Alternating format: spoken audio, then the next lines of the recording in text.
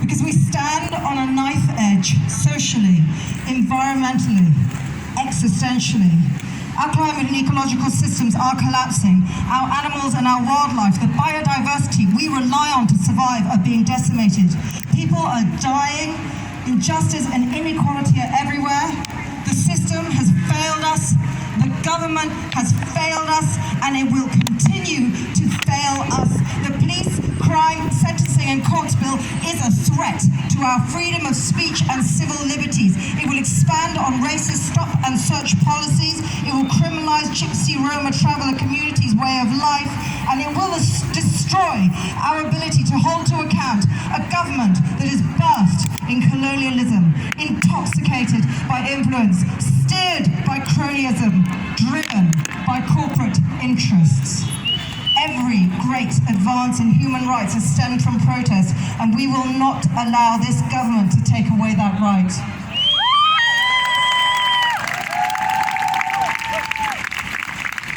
Where do animals come into this?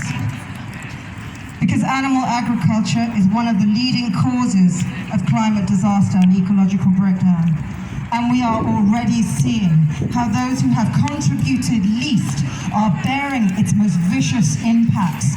Last year, the warmest on record, 55 million people across Afghanistan, India, and Pakistan and beyond were driven from their homes by intense storms and flooding, and 20 million of those were children.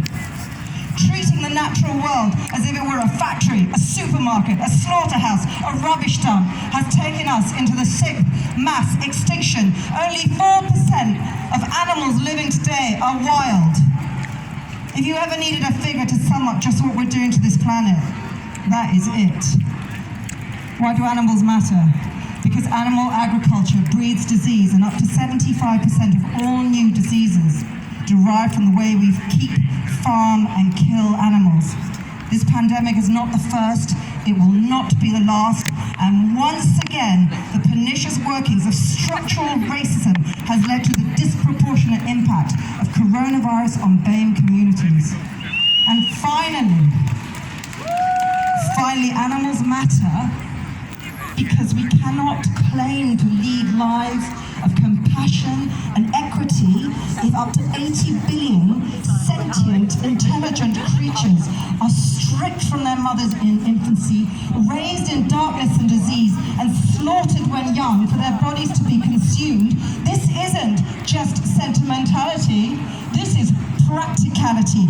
Every crisis we face today is linked by a historic willingness to subjugate and exploit those we consider different, whose voices we do not hear.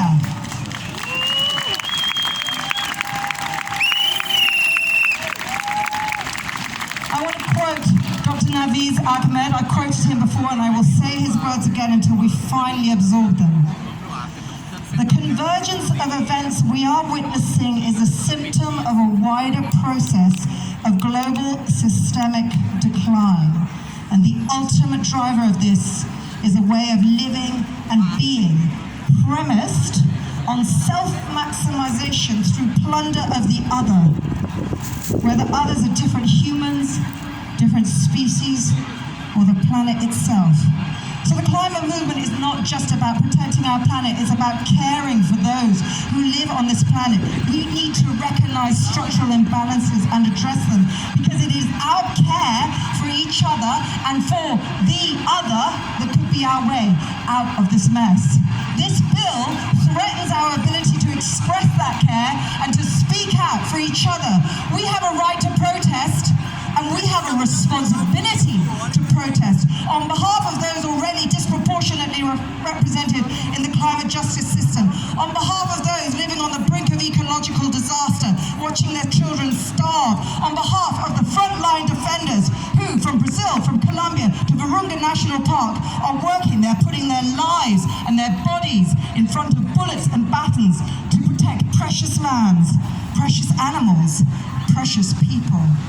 And finally, we are here on behalf of our own children who have so little say in the broken world this government is legislating for them. It has never been so urgent.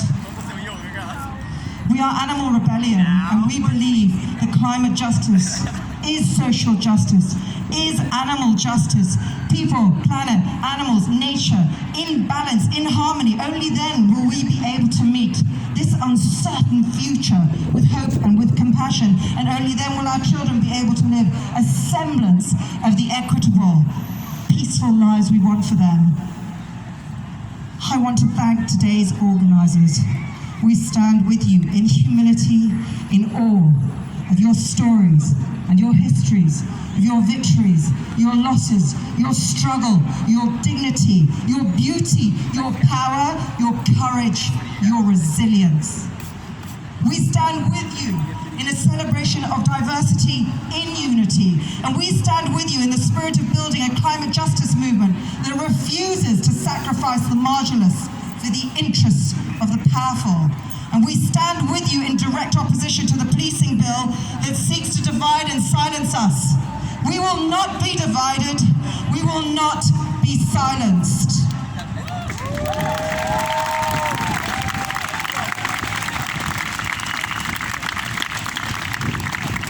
Look around you here today. All ages, all genders, all sexes, all professions, all religions, united. We need a vision to aim for. Today is it. Thank you.